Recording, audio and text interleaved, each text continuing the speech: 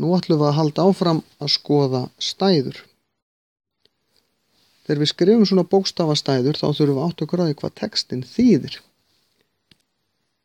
Að viðbættum x að viðbættum 7, það er bara x plus 7. Summa, það er líka plus. 4 meir en y, það er líka plus. Mismunur af 5 og x, 5 mínus x. 6 minna en t, þá er ég með t og svo 6 minna, þess vegna yfir t-ið á undan. Þetta eru svona algengustu orðin yfir plus og mínus, en það eru til fleiri. Skulum halda áfram. Margfeldi, x sinnum 2, þetta er ekki hefðbundin ritháttur á þessu, heldur svona. 5v k deilt með 4, kvóti, það er líka deiling. 4 stærra en margfeldið af 5 og y. Við margföldum alltaf á undan áður en við leggjum saman eða drögum frá.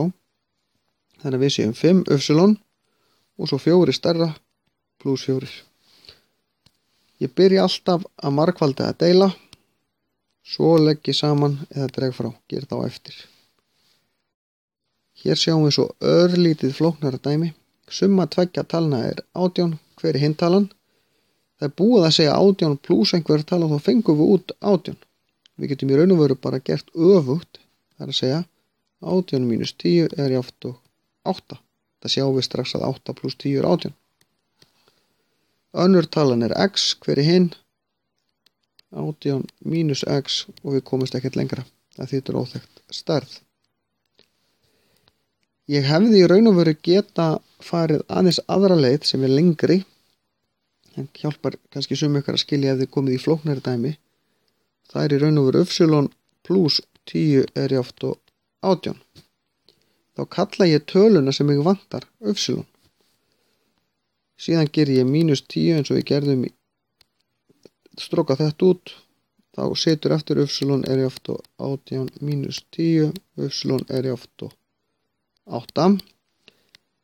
Í efra dæminu þá hljóp ég yfir þetta stig og bara beint í næsta. Hvora leiðina þið farið skiptir kannski ekki öllu máli. Það getur verið að þessi bláa leið flæki málin fyrir einhverjum ykkar. En það er það sama í raun og veru hér. Margfeldi tveggja talna er 12, önnur talin er 4, þá gerum við öfugt, við deilum. Fáum út 3 og 12 deilt með x og komumst ekkert lengra með það. Á sama hátt get ég gert eins og ég gerði áðan, y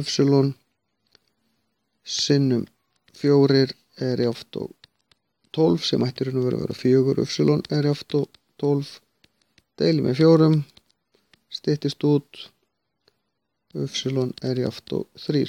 Nú skrifa ég ekki milliskrifið eins og ég gerði áðan, en þá er þessu lokið.